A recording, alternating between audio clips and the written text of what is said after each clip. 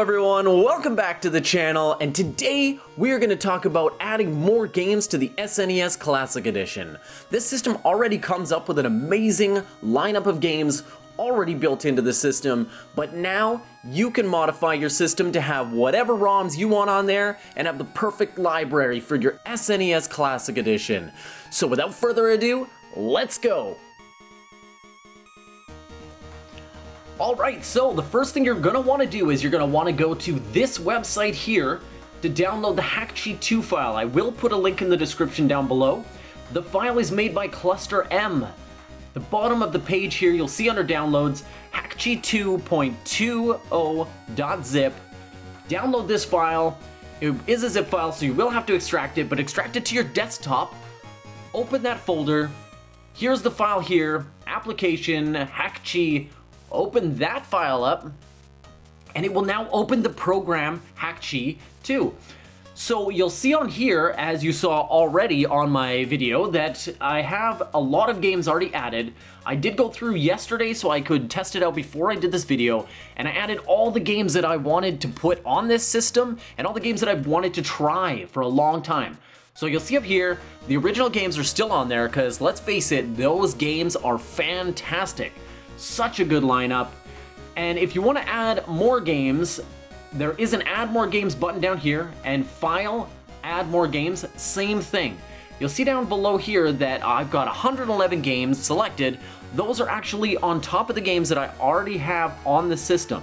So the original games plus the games I've added is 111 games, and the total space on this system is 300 megabytes, and I've used 181. So you gotta make sure that you use under 300 megabytes in order for this to work. But as you can see, I've added quite a few games and it's still got a lot of room.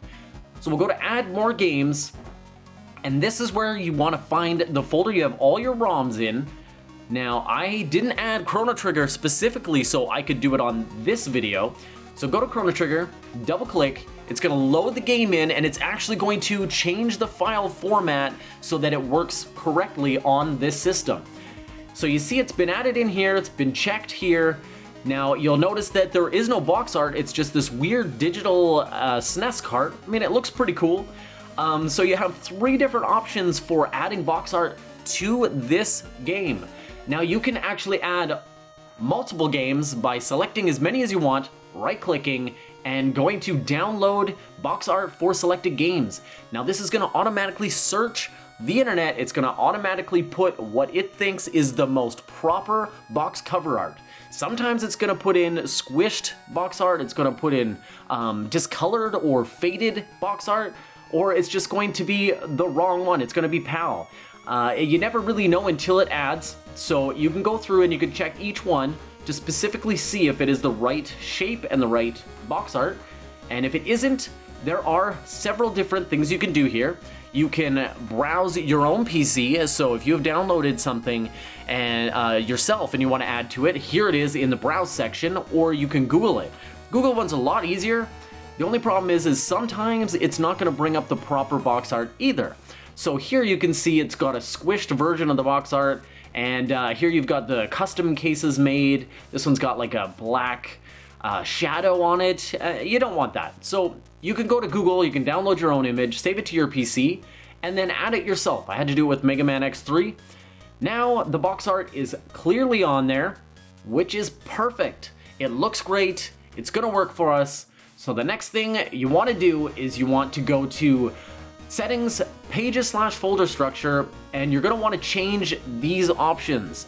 So, original games in root, automatic in subfolder. Now this one is going to keep your original games how it is when you got the system. You open it up and turn it on.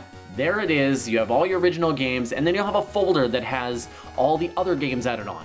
So if you have multiple games, like say Donkey Kong Country 1, 2, and 3, 1 will be on the original page, and 2 and 3 will be in that folder. And to me, that just drives me nuts. The OCD in me just cannot do that. So what I've done is I put folders, split games equally. Now what that has done is actually taken all the games and split them into 2 folders in alphabetical form. So you can have all the games that you want, all in alphabetical order, and it makes it much easier to find the games you're looking for.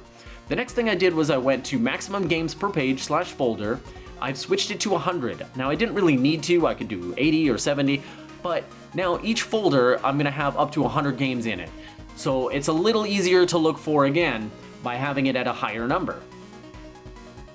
Alright, so I've changed all my settings now. One thing I wanted to point out is you'll see here that the program automatically generates the information you need for it, so you don't have to do it manually. Such a nice touch.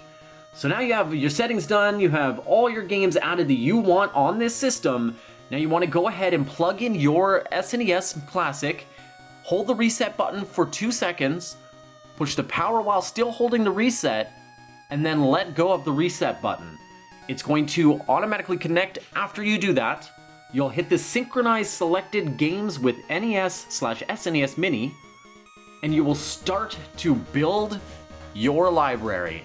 Now I'm going to speed this up because it does take quite a long time and I'm only just adding the one game.